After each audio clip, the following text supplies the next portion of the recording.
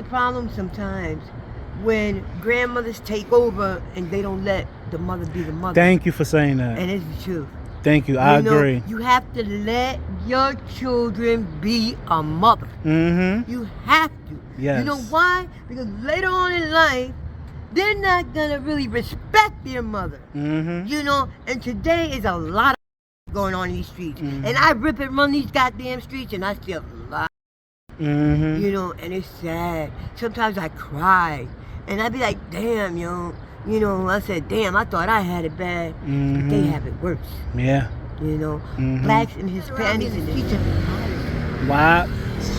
So you met your daughter for the first time in the streets of Paterson. In the whole stroll. On the whole stroll. On the whole stroll. So, It was, I don't know, man. It's God's thing, I guess. Her mother had just passed away when I came into her life. Y'all, welcome to Jersey's Concrete. Please hit that subscribe button. Please comment. Please like. And hit that notification bell right there on the subscribe button. Thank you guys for everything. Please support the channel. Hit the Cash App. Listen, it helps the channel out a lot. So, thank you again, guys. Alright, guys. We in Paterson. This is Madison? No, Grand. Yeah, Grand. Off of Grand Street. Okay, and today, hello. What's your name? My name is China. Nice to meet you, China. Same here, same here. Where you from? Well, originally I'm from Paterson. Okay. But I done grew up partially in New York. Okay. And now in my late years, I'm here in Paterson. Okay. I've been here in Paterson for the past, like, 13 years. Okay. Well, I used to use this as my stomping grounds when I was young, too. Running the streets out here. Mm-hmm. It was like basically like a little New York out here. Right. So, yeah. So what part of New York were you in and raised in? The Bronx? Yeah, the Bronx. Okay. Boogie down Bronx. Yeah, that's right. How old are you? Me, I'm going to be 54. Okay. 54. Mm-hmm. So how was your upbringing as a little girl? Well, my upbringing it was pretty cool, actually. Mm-hmm. You know, I used to, like I said, you know, I got raised in the streets of New York, and I used to do a lot of dancing in the streets. Dancing? Yeah. Like what kind of like pop? pop lock? Okay, like like b-boying. That's right. Okay, I used to yeah. dress like a little boy. Yeah. I did. It was 5 of us, you know. We used to put on the big boom box and Yeah. just do our thing, and people just throw the money in the hat. Right. You know? Okay. Yeah, we used to do that shit in the subways. Right. We used to do all that good shit. So yeah, so you experienced like the birth of hip hop Yes, I in the did. Bronx. Yeah. Nice. It was the best time of my life. But Yeah. also, it was a lot of pain as well because I was also into the prostitution thing. Yeah. You know, a white girl actually took me out into the streets. Mm. You know, and it was really messed up. That's how my daughter came about because I got 5 men out there. Oh my God. Yeah, and it was really messed up, you know, because I was only 12 years old. Oh my God, really? So I'm sorry to hear that. it was a part of my life where that really shut down then. I didn't even know I was pregnant until like I was like 5 months. And you was 12? Wow. So okay. So you said a girl put you out into the streets at 12? Yes. You knew what you was getting into? Yeah. Yeah. I was getting into the gay high world. Okay. So with her, it was like get high off of anything and everything that came around. Mm. Being like a garbage can, practically, you know what I mean? Right. So as long as I was getting high, I felt no pain, you know. But how I got into the get high scenery was, you know, I had first raped by my father, Oh my God. and I was 11. And that was the worst time in my life that I could say. And get it, man. Once I got introduced to the marijuana, the weed, you know what I mean? Yeah. It was like ongoing from there. And and numb the pain. As everybody should know, they get high and they start off with the weed first, and they start off with pills, and It's like a whatever come gateway. about. Yeah, it's like a gateway. It's like a ladder. Yeah, You're going up. pretty much. So, okay. Oh my God. All right. So, Yeah. was you in custody of your mom and your dad at the time? I was in the custody of my mother, but the thing is that once that came about, it was my father had his own family. He had a wife. And she had 2 kids already of her own, and she had one with Your father? with my father. And how I came about into his picture was because my grandma thought she was making the right decision of letting me go stay with him, because back then welfare wouldn't pay for certain medications and stuff like that for me. Okay. Because they found out I got diagnosed with anemia. I was anemic, and I was also with a lot of depression and stuff. I used to go to sleep in school. I used to get bad grades. Talking about S and D's. Wow. Who the hell would get a goddamn F in a goddamn gym? Wow. God damn it. What? Yeah, you used a failed gym. Wow. I ain't give a damn about nothing. And this is before you even came across your father. Yeah. So my grandma made the choice, and she's the head of family. Okay. And I went to go stay with him. Stayed over there for 6 months. And that's what happened. Every day he would creep into my room, do what he do to me, and then go on his business, go to sleep, and wait till his wifey come home. Because she used to go to work. Like as soon as we come home from school, she go ahead and go to work, and then my father comes home from work. So it was like a rotation. Yeah. So And she didn't know anything about this, the stepmom. She knew. Oh, you think she knew? She knew. Yeah, she did. Horrible. Yeah. A horrible woman. Very horrible woman. And horrible male too, as your father. Yeah. You know what I'm saying? And weird shit with him, and a man that doesn't do drugs, that's a clean board of health. You know what I mean? A man that only strive working, and making a future for supposedly his kids. And mind you, I'm the oldest. Right. So I don't know how things were working in his head, but when I had gotten older and I had gotten into trouble, going to jail and stuff, he used to come visit me, and I had actually forgave him for what he did to me. But did he apologize when he used to come visit you? He was like he couldn't believe that I had brought up the subject. I had asked him. I was like, "Why did you do what you did to me?" Right. It's like you ruined my life. And he was like, I don't know what's going on. I mean, like he trying to was play like, dumb. Yeah, and the thing is, then later on, he'll tell me, "I'm in love with you." What? What? You're in love with your daughter. What?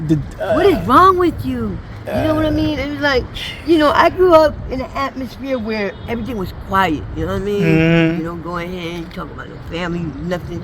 You don't go and say anything about nothing. Everybody's family back at that time, they went through their little things, but it was in-house. Right. You don't talk about family business outside the house to nobody. So how diapers started getting involved was my grandmother. She done beat me a little too much that day, and they had the scoliosis testing going on. For your back? Yeah. Okay, yeah. So I had webs on my back. So that they reported that shit. You know what I mean? Seeing some type, bruise on the child. Yeah. Like wow.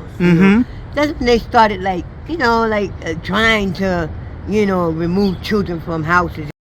Talking about that my mother was a fit parent and stuff like that, but my mother, man, she was more like a sister, best friend type shit. Right, which is horrible. My grandmother was the head of the household. You understand what Right. I'm saying? She was the one that really held the cards. Right. Which is it's like that in a lot of urban black families.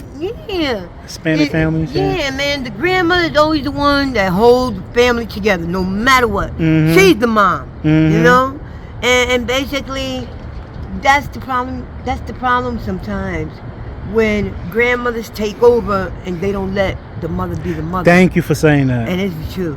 Thank you. I agree. You have to let your children be a mother. Mm-hmm. You have to. Yes. You know why? Because later on in life, they're not gonna really respect their mother. Mm-hmm. You know, and today is a lot of bullshit going on in these streets. Mm-hmm. And I rip and run these goddamn streets and I see a lot of shit. Mm-hmm. You know, and it's sad. Sometimes I cry. And I be like, damn, yo. You know, I said, damn, I thought I had it bad. Mm-hmm. But they have it worse. Yeah. You know, Mm-hmm. blacks and Hispanics in this town, they going down. Mm-hmm. The police is getting outrageous out here, killing up people. I What heard. is this shit going on here? I heard. You understand what I'm saying? It's like, I be like, God, please, yo. Please. I mean, there's a lot of young people dying. Mm-hmm. And it's not supposed to be like that. Right. Mothers are not supposed to bury their kids. Mm-hmm. The kid's supposed to bury the parent. Mm-hmm. You know? And that's the way it should be. You know? Yeah. But yeah, man. I mean, But what scares me now that the grandmothers of like your time, they're not. Those grandmothers don't exist anymore. like me, But you still. Excuse me. Mm-hmm. I have a grandchild that don't even know me. Mm. You know? And it's tough for me because when my daughter passed, it was like I seen my grandson in the wake, and he says to me, he was right next to me, he was like, Mama, you don't have to cry. At least my mother won't get hurt no more. She won't get hurt no more. She won't get beat no more. Because Wow. he's seen shit happen, you know? And I must say, his father passed too. Oh my God. So, and he must have seen him hitting on my daughter. Yeah. You know, because he was an abusive guy. Yeah. You know, Right. He came down and hitting on women, and he was an abusive man. Horrible. You know, nobody liked him out here. Nobody, No. no. Oh, out here in the street. Oh, he was in the streets. Yeah. Wow. In spite of it all, he came. He started having kidney problems and all this shit. And I Mm-hmm. told him, yo, shot, go ahead, man. Get yourself together. You have a child. You have my grandchild. You know. Hey, listen, he still kept ripping and running the street getting high. I believe somebody probably killed him, though. He did a lot of fucked up shit out here. Yeah. Yeah. Well, my worry now is the little boy, because now He's motherless, but, you know. and fatherless. See, my daughter, I didn't raise my daughter. I gave her up for adoption. Okay. I met her out here in the streets of Paterson. Wow. So you met your daughter for the first time in the streets of Paterson In the hostel. on a whole On stroll. the hostel. So, It was, I don't know, man. It's God sent, I guess. Her mother had just passed away when I came into her life. When I came into her life, her mother had just passed away from cancer. How about that? And then she met her I had real her mother. in New York. And I gave her up for adoption. she ended up in Paterson streets. Yeah. They were from Paterson. I didn't know that. What's the odds of that? I don't know, man. No. That's 1 in 100. Right. And I happened to be the one. So how did you know it was your daughter? Well, we was talking. We were having deep conversations. And plus, at that time, when I gave up my daughter for adoption, at that time, you have access to information. Not like today. Mm-hmm. You put up a child for adoption now, you ain't gonna know nothing about them. They're gonna Damn. disappear off the face of the earth. You're not gonna know nothing about them. You're not gonna have no type of information, no Mhm. type of connection, no type of nothing. Right. You know, you could go ahead and tell a child when he's grown up that, listen, I'm not your real parent, this and that and the other. Mm-hmm. But to have access, you know, really gotta dig deep. Yeah. You know? Yeah, and you really gotta go through a lot of different connections. But back then, they give you the people's names, the people's address, everything. Oh, everything. wow. It does. Yes. And then y'all just put 2 and 2 together. You know, On the- I asked on the her- I asked her hostel. what was her mother's name, and it bugged me out. Did, Yeah. did she look like you? That's Yeah. exactly like me. That's She what killed me. did she have the nice eyes like you have too? Beautiful. Yeah. Beautiful. And just like me. Wow. Like me. Damn, it was just like me. I said, damn, you remind me of somebody. I said to her, and she started laughing. I was like, yeah, you. Aww. Beautiful girl, yo. Everybody loved her out here. Yeah. She's just like me, giving her shit away, giving people shit and stuff. It's sad, yo. So young and got taken away like that. Fentanyl.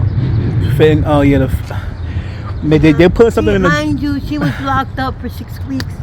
I told her, I got the privilege to see her as soon as she hit the ground. You know, as soon as she came home. Okay. You know, and I said, "Oh God, thank you, Lord Jesus, I got that I bumped into her." Right. You know, and I was like, "Mommy, please be careful out here. While you was locked up, a lot of shit changed out here. Now they got this shit fentanyl and this stuff. Please be careful. But if you go ahead and do something, please do a little bit. Don't do a whole bag or whatever, this and that and the other."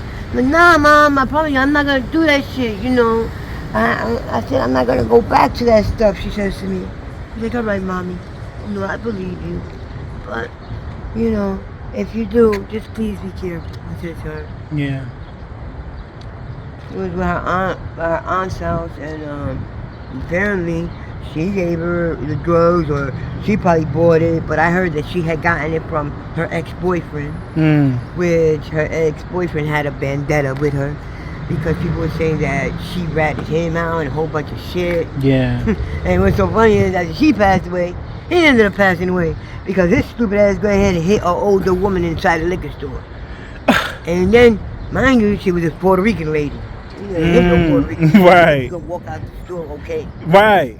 A whole lot of them beat the shit out of him with a bat. Oh, and that's how he died. So he hit a lady inside the actually he was an alcoholic. He was an alcoholic, and he had fucked up disposition. You know. Right. Very nasty motherfucker. You know. And he hit a lady inside the store, and all the poppies came in, gave him street justice, basically. Yeah, pretty much. Yeah. Well, listen. Hey. You know, I gotta get going. Yeah. You know, it's like I'm surprised my phone ain't ringing up. Right. Well, thank you for your time. I'm sorry for your losses in your life. Thank you for you interviewing me. Of course. You know, and I hope that, you know, my word get out there to people, you know, there's a better life and there's a better way. Right. And I know that life and that better way is going to come soon to me. And I just hope and pray for everyone that's out there that they change as well. Thank you. And one favor from me to you. Yeah. Please check on your godbaby. Your godson. I mean your grandson, I'm sorry. Yeah, I'm gonna try. You know, first I really want to get clean first before I go into any of the steps. Because while I'm getting high and stuff like that, I don't want to present myself like this. Yeah. You know, I want to present myself a different person, a different way. I understand. Yeah. I mean, so I could be able to have something to offer him. Like, right. I don't have nothing to offer him. Yeah. You I mean, you can always. a cup of juice. I mean, you can offer him a talk, like you're doing right here. No, I know that, but you understand what I'm saying. I understand what you're saying. Know, I would want to be prepared for something like that, because that's going to be a subject in my life that's going to really be strong. Yeah. You know? Yeah. And I got to be prepared for stuff like that. I just don't want him to continue the curse of the because your parents, then you, and then his mom, and I hope he don't end up falling. He don't wind up in the streets either. But you know what I'm saying? I seen him and stuff. He's a good kid, you know? Yeah. You know, you're a good kid. Good. You have a beautiful spirit. Yeah. Yeah. But I think he would know better from his mother's lifestyle. I hope so. I think so. I hope so. Yeah. Thank you for your time. You're welcome. And give me a I hug. get my damn bags out. Yeah, there you go. All right. Thank you.